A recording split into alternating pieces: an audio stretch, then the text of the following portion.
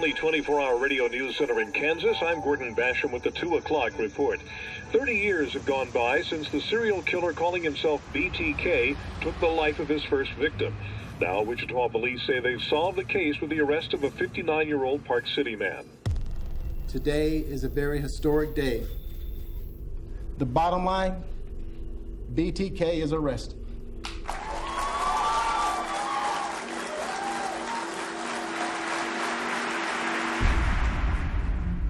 People in Wichita had been terrorized by the concept of this bind, torture, kill individual for 30 years, from 74 to 2005. It is without doubt the most unusual case we've ever had here in Wichita. I thought this is a master criminal. I mean, he's eluded hundreds of investigators over the years. The man accused of being the BTK serial killer returns to a Kansas courtroom this morning. Everybody wanted to know what this guy was about, who this guy was, and more important, how he could kill 10 people, including 2 children.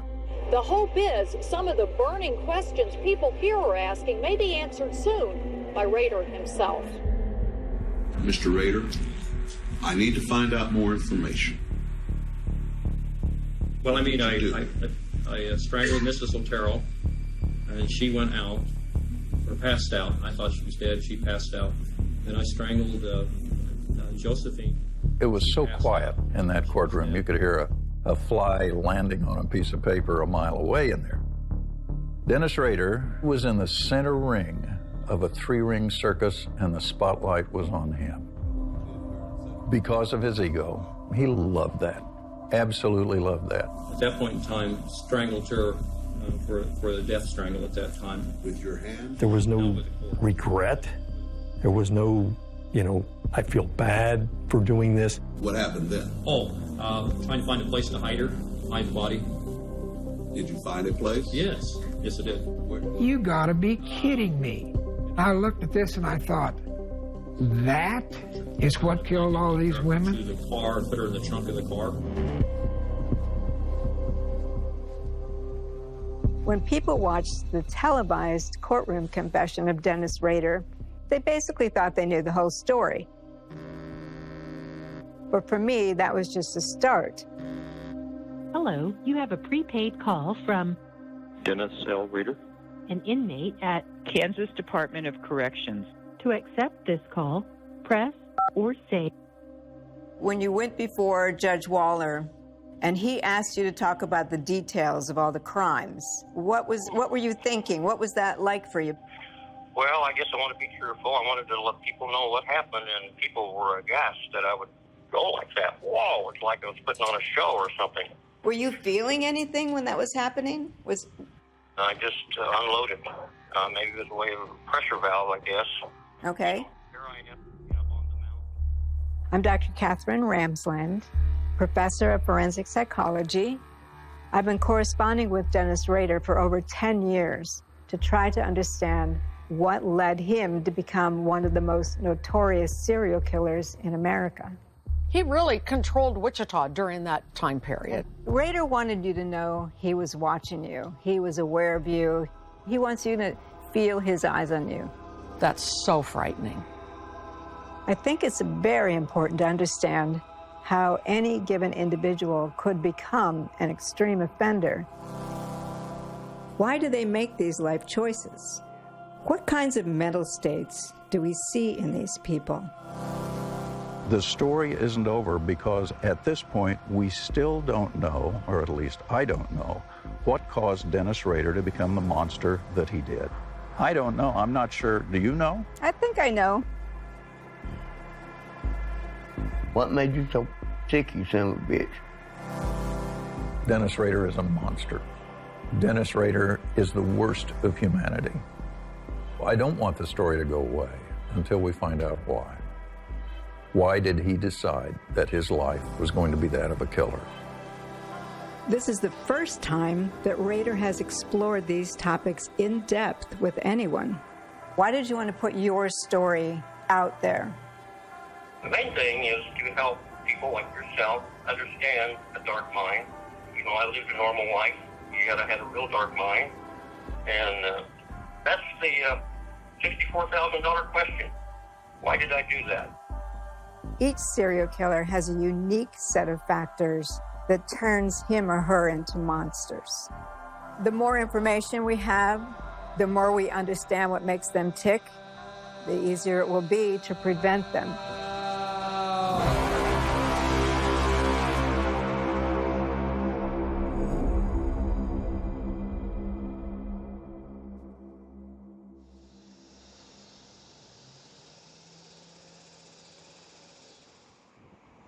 Serial killers have interested me for about 30 years, and in part because when I was a kid, there was a serial killer operating in my neighborhood before anyone even used the phrase serial killer.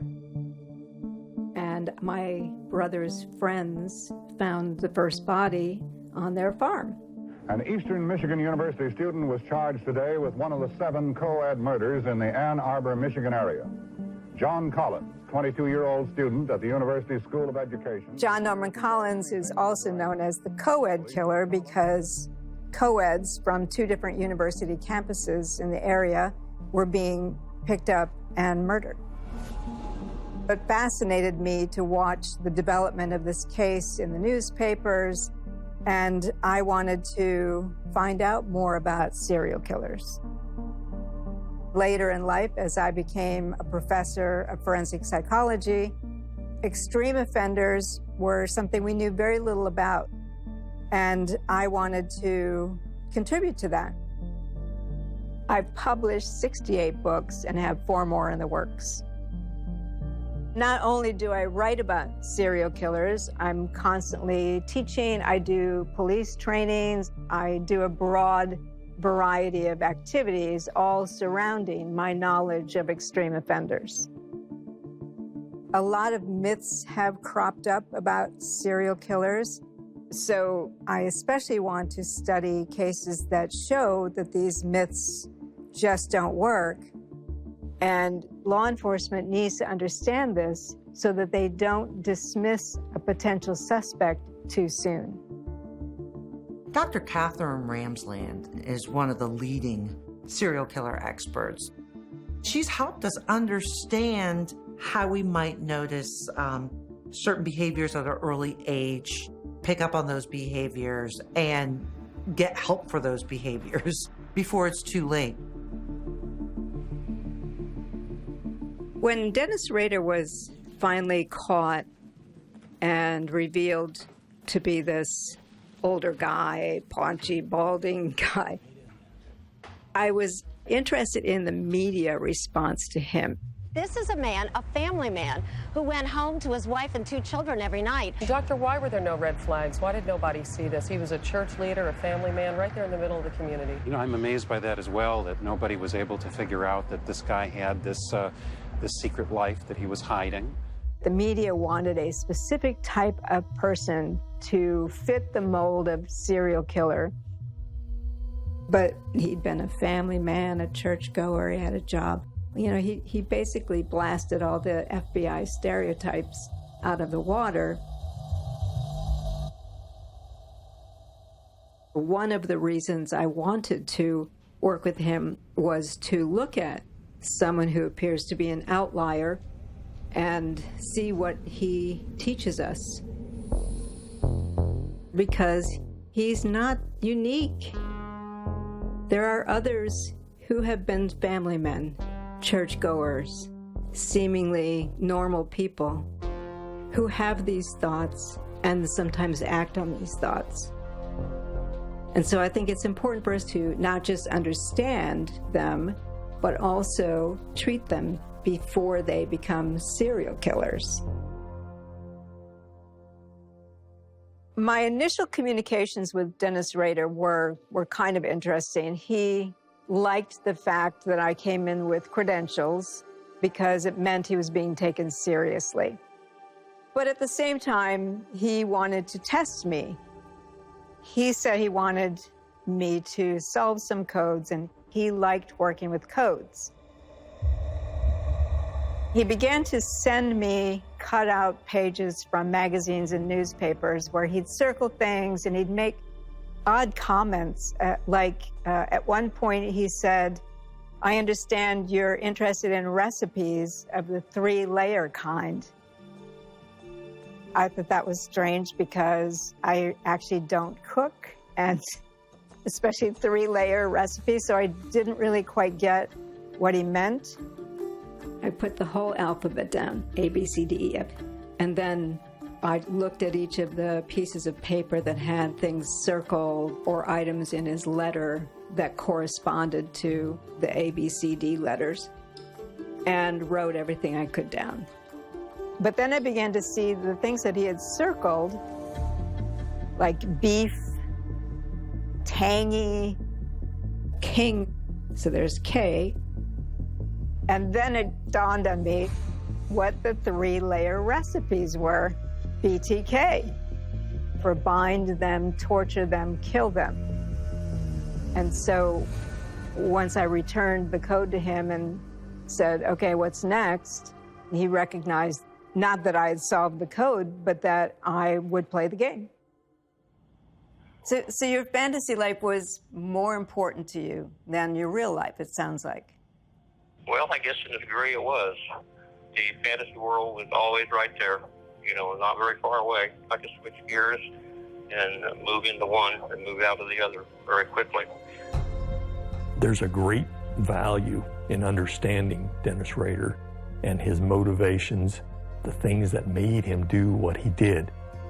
If we have more people who are skilled at recognizing those aspects of a person that might lead them in a path of some criminal behavior, whether it be a serial killer or whatever, if they can intervene, think of the lives that they'll save.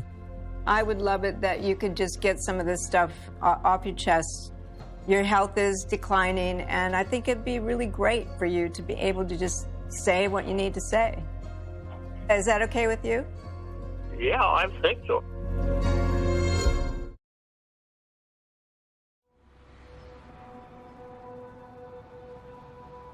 People refer to Wichita as a big little small town.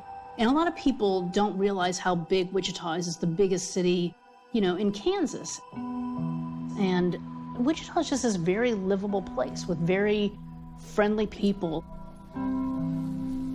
It's a small town with small town values, neighborly people, right in the middle of the country.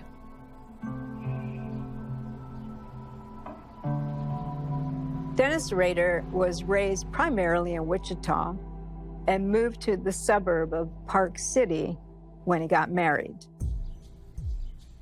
When I'm writing about any person, I want to see what they saw, smell what they smelled, feel the air. Where did he work? What kinds of travel routes did he use? It's almost as if I'm putting myself in their headspace.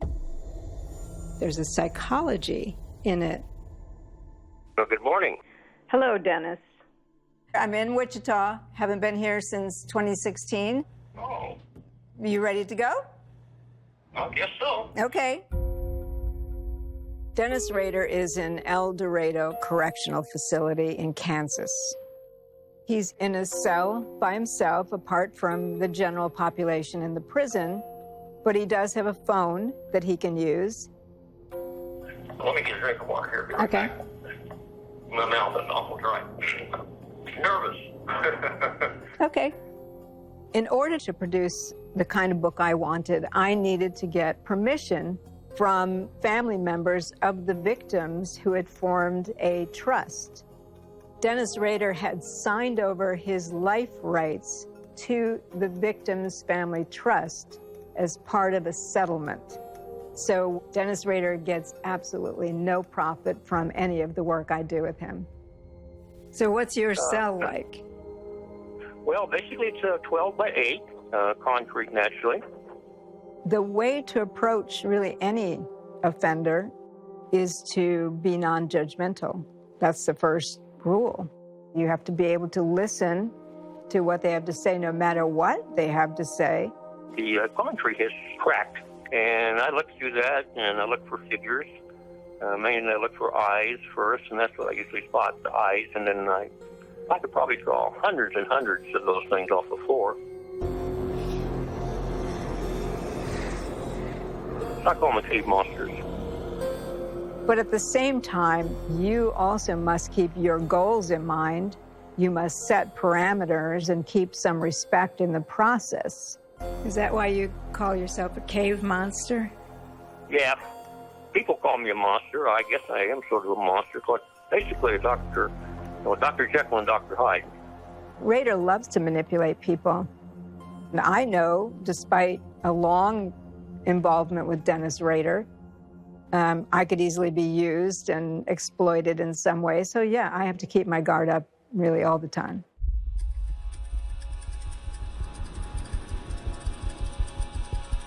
Dennis Rader was 28 years old when he murdered 4 members of the Otero family.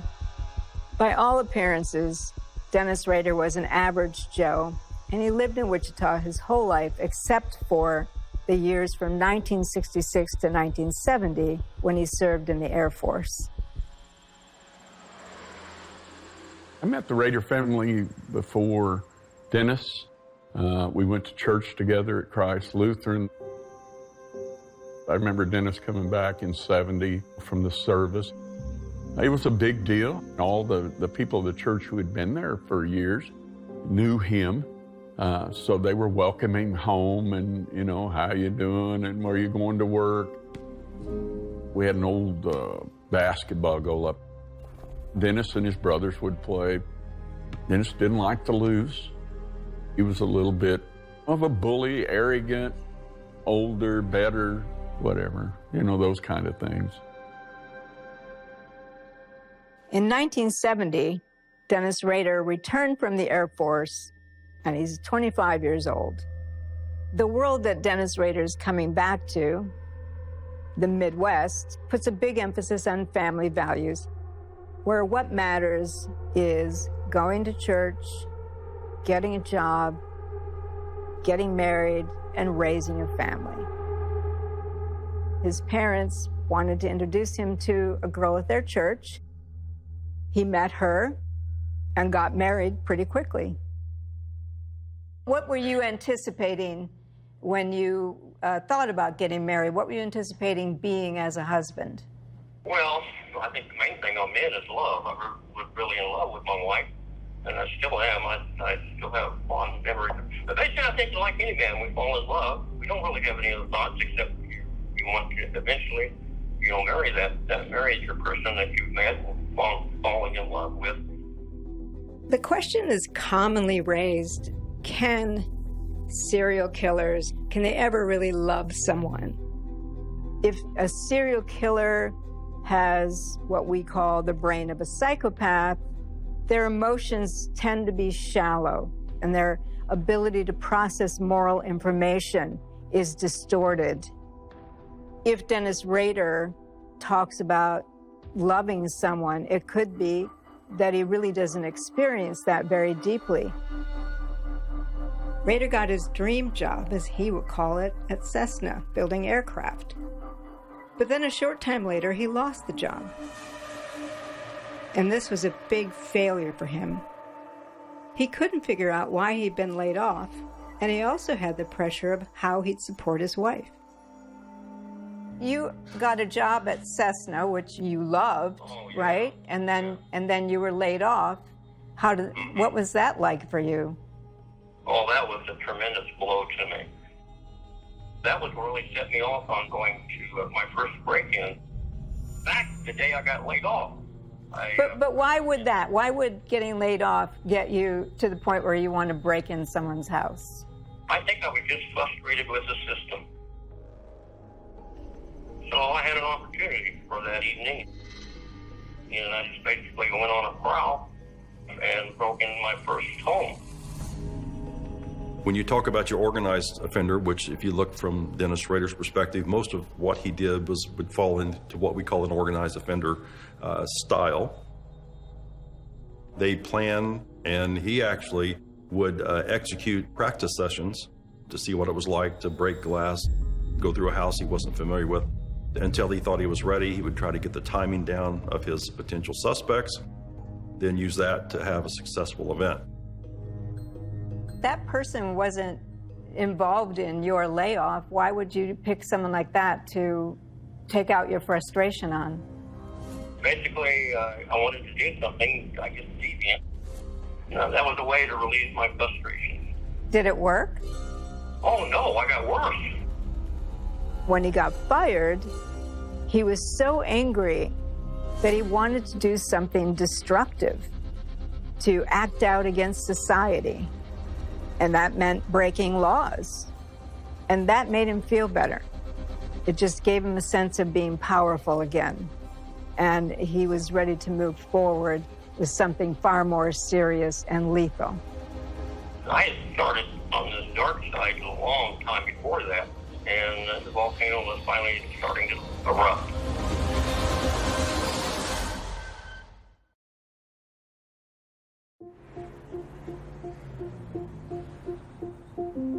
In 1974, Wichita was just a large Midwestern city. About 250,000 people lived here. The main jobs here were agriculture and aviation. What we didn't have here is crime. We had the occasional burglaries and robberies, but the bad stuff happened on the east or west coast. It didn't happen in Wichita, Kansas. We ended up in Wichita after my father had gotten out of the Air Force. He found a job here in Wichita at Cook Airfield. There was 5 of us, kids in the family. I was the oldest. Josie was very artistic, creative. She wrote poetry, drew a lot of pictures. Joey was just like a little man. I mean, he was already a lady killer, good looking, totally athletic.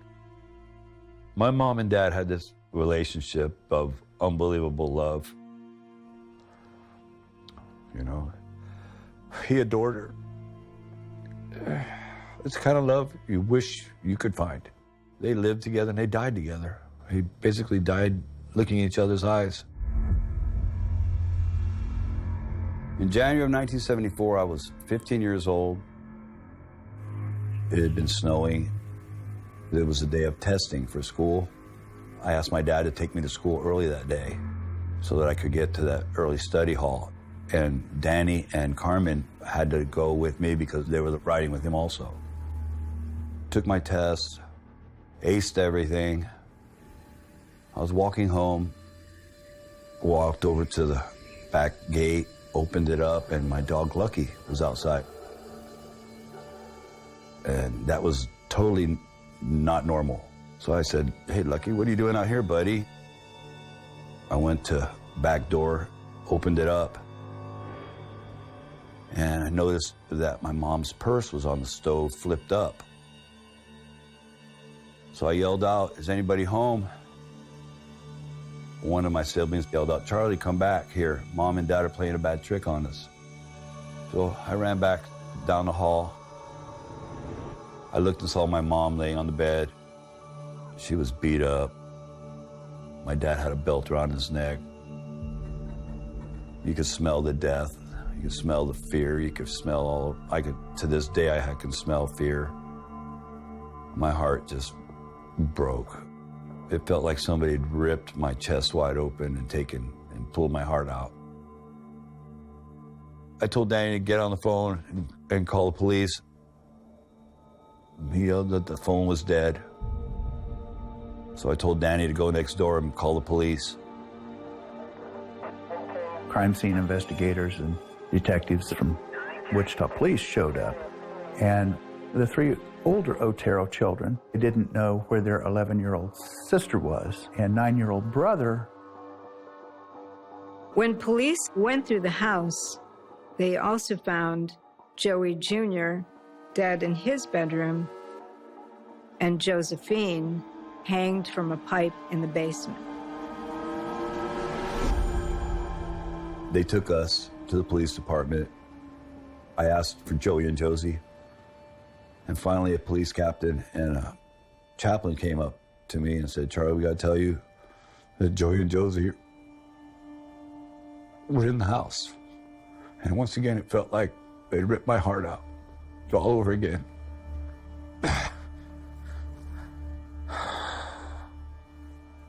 sorry.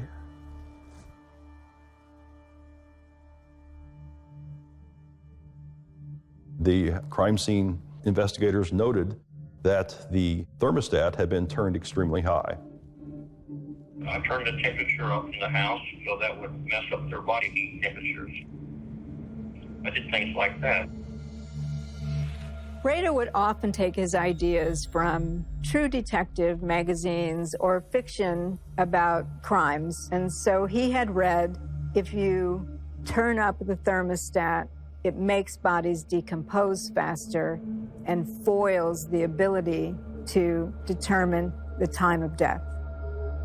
The lack of items stolen would give you the indication that the motive behind these killings was not a home invasion. It was more for the sexual gratification.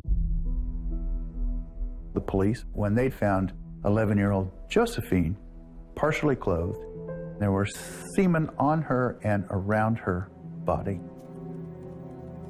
DNA was not even on law enforcement radar in the 70s. And that's one of the remarkable things about this case is the way the Wichita Police Department original crime scene folks collected that evidence and maintained it so that it was not contaminated, so that it was available for DNA when DNA came along years later.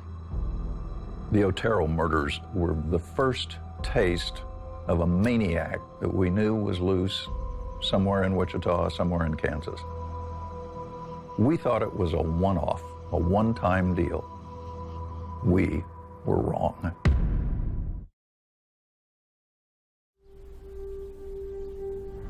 We're on our way to what was once the Otero house, where Dennis Rader committed his first murders, 4 people in a single family. Hi, Doctor. Hello, how are you? Pleasure to meet you. You too. Can you tell me something about when you were here that day, what it was like? We had no idea what was going on here at all. Detectives were running in and out, and no one would talk to me. But you knew them. I knew them. And they yeah, knew you. I knew them, okay. And I'd go up to them, and they'd say, "Can't talk now. Busy." In 1974, I was the chief photographer for Cake TV. All the reporters there were trying to get the police department to say something. Finally, they said that 4 people had died in the house. Well, that was huge. 4 people dying in a house in Wichita, Kansas, that just didn't happen. The bodies of Joseph Otero, his wife Julie, their daughter Josephine, and their son Joseph II were discovered in their East Wichita home. The victims had been bound, gagged, and strangled with a cord. The investigators looked shaken, and it was basically from the children, what they saw and what had been done to the children. That would shake anybody. Do you remember where you spotted her? It's probably when I took my wife to work. This is the winter now, and there's a lot of ice and snow. A lot of times she didn't like to drive on that. So I wasn't at work at that time. I was prowling that area where the Oteros lived, and then saw her and the kids go to school one day. So after, I thought, well, this might be it. My first fantasy victim would become real. When I talked to Dennis Rader, he had targeted the wife, not the children. The children were just collateral damage. And he said it in such a matter-of-fact way that was haunting. Basically, I just focused on that all the time. I was up in the neighborhood. I'd check on that house, one thing after another. What was your plan? What did you think you were going to do that day? I had a barn that I picked out northwest of Wichita that I was going to take her and kidnap her, probably hang her. Mr. Otero, they're kind of messed up the whole formula. He wasn't supposed to be there, but he was. They have a fence all the way around. I hadn't looked over the side of the fence. All of a sudden, there's dog prints all over the place. Didn't think about that. But I had to do something. I was teed up too much. But about that time, I reached down, took my cutters, got the phone line. He didn't know that Joseph Otero Sr. was not going to work. He also did not know they had a dog. All he's thinking about is he's picked them, he has a limited time frame in which to act, and now he must complete the plan. What we do know about psychopathic killers is that they tend to over-focus. So it's as if they're a train on a track that is not going to stop till it gets to its goal, no matter what. As you talked to Dennis Rader, did you feel at any point that he was trying to manipulate you? Always. Yeah. But I always knew that's how he operates. You've researched all these serial killers. Do you have dreams? I do not, in part, I think, because I do it clinically. Do you compartmentalize? I probably do. That's just yes. what Rader said he did. He actually has a better word for it, cubing. Rader's idea of cubing is that he's the cube with multiple sides that he can switch in and out at any given time for whatever is necessary, but he's still all these other things. Remember the cube, you know, good guy, bad guy. Was a fairly good father and husband to my family. I worked at church, I worked at Scouts. Then there's the dark side of me, secret. And that's very strong. After Rader had killed 4 people, he went home. He knew that he had to present himself to his wife as if everything was normal. So he pulled it together very quickly and managed to act as if it was just a regular day and nothing had happened. And in retrospect, she didn't see anything different about him. So he was able to cube very quickly. We've been tracking it down. The dogs are... Dennis Rader and other serial killers like him can present themselves in multiple ways, whatever works for their purposes, and have no real concern about any inconsistencies or contradictions, including moral judgments. And so, yes, he can say he feels shame or remorse, but that can all be erased immediately if he's trying to present the face of BTK, the infamous serial killer. Did you think you would do it again? Did you think that's it, I'm done, it's out of my system? Or did you think That was there for a while. I guess you call that the cold stage or whatever, and then it starts to build again. Okay. Probably just like a person on a drug. They take a drug and they're high for a while, and then it wears off, and then they're ready to go at it again.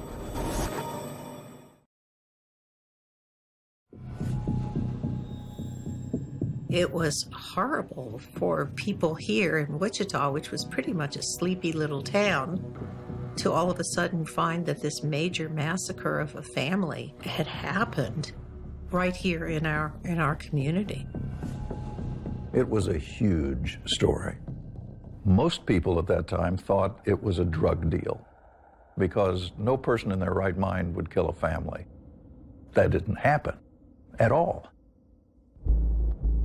Quadruple homicides today are still rare, thankfully, but you can imagine how rare they were then, and the kind of attention that kind of a homicide garnered, and the public outrage and the public fear and the demands that those investigators felt when lead after lead after lead led them nowhere. In 1974, no one in law enforcement was using the phrase serial killer. It would really end up being used later that decade and into the 1980s. But nobody really understood what serial murder was about, in particular, stranger murder. Fear spread quickly in the community. People began looking over their shoulders. Doors and windows were locked tight. Gun sales skyrocketed. And the prevailing paranoia was not without good reason. The Otero murders changed the life, I would think, of everybody in the city at that time. It did in our own household. We did not lock a door in our house until January of 74. When we were talking to the police detectives over a series of days and we were starting to find out what's happened, it reminded me very much of the in cold blood murders in Holcomb, Kansas in the 50s. It reminded me of that because I had been at the hanging of Richard Hickok and Smith. The Clutter family was killed by a couple of recently released prison inmates that had been falsely told that they had a safe full of money at this farm. The prison inmates decided to pull this home invasion, showed up, killed the family, the four that were present in cold blood for just a small amount of money and a radio, transistor radio. When news of the Clutter murders rocked Kansas, it made a deep impression on Rader. You did hear that on the radio when it happened. Yes, I heard it. We were on our way to high school. I was 14, sophomore. I rode to school in one of my employer's daughters in a station wagon. I always had a crush on her, and I loved sitting in the front seat, and she always wore a skirt. And it was on the radio, and I heard that. Dennis Rader was especially interested in the fact that they had been bound with rope before being killed, because he himself loved the feel of ropes around his waist, and also in his fantasies he would be using rope to bind his victims. So the fact that the Clutter family had been bound with rope appealed to him. When they found out that they were tied up, that's what I wanted to do. That went back to the bondage thing. After Rader murdered the Oteros, he took a radio as if to establish some link of solidarity to the Clutter killers, who also had taken a radio. Rader aspired to become a serial killer, so that meant he needed to study them in order to figure it out. I think most serial killers are not very creative or bright about what they're doing, and they do tend to read what other killers like themselves have done. And yet Rader, I think, took that to an extreme, whereas most of what he did or thought about had been done before by someone else. He really was not that creative. And in order to become the serial killer he aspired to be, after the Oteros, he had to kill again.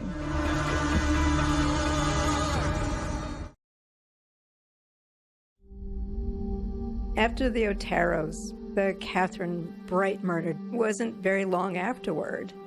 Didn't you think that was risky?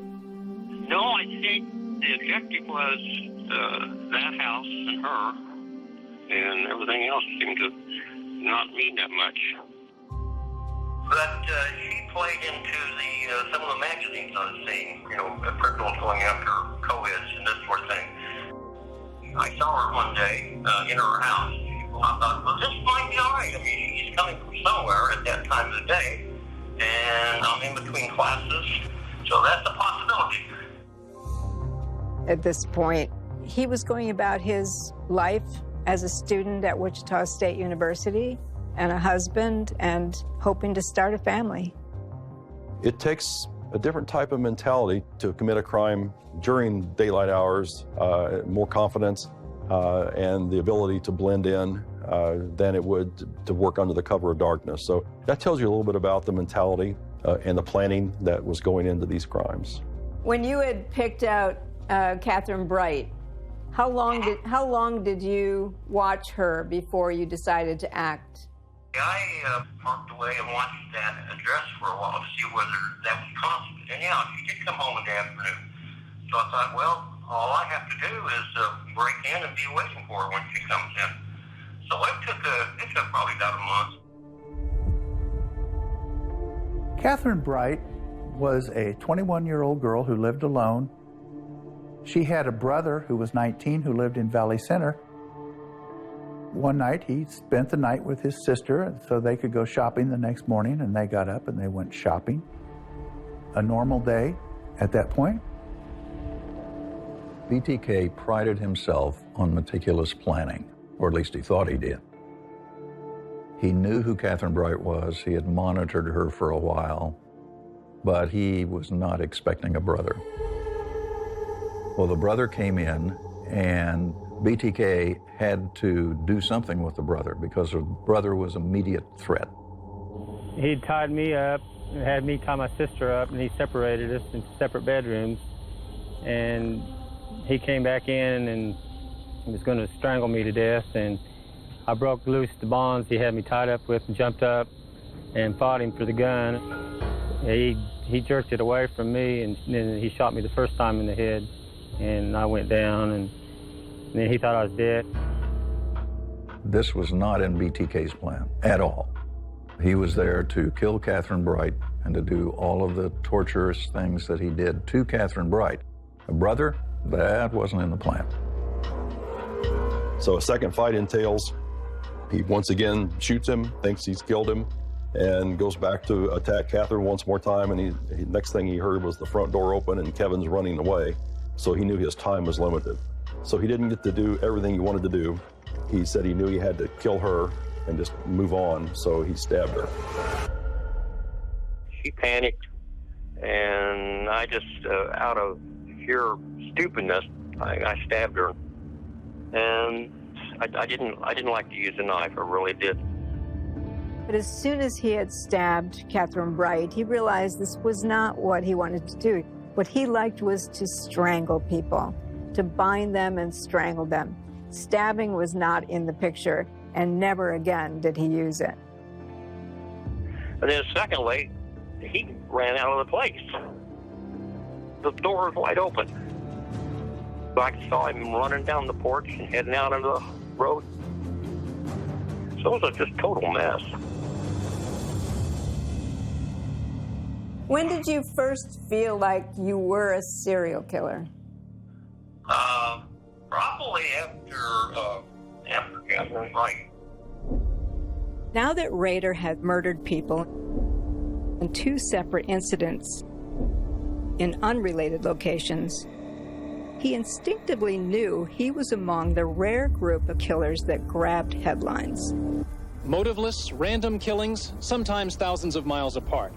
A Justice Department investigator calls it terrifying, an epidemic.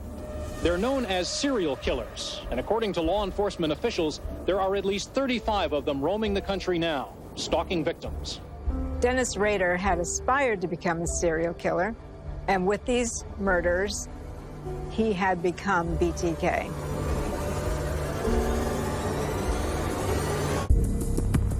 He loved murder. He loved the idea that he was a serial killer. Why did you like hanging cats? There was some sexual excitement there. Although he looked normal on the outside, it just gives you a glimpse of the monster that was living inside him. And just building, kind of like a volcano. We have no solid leads at all. That was like an atomic bomb going off in the city. How many people do I have to kill before I get my name in the paper? BTK.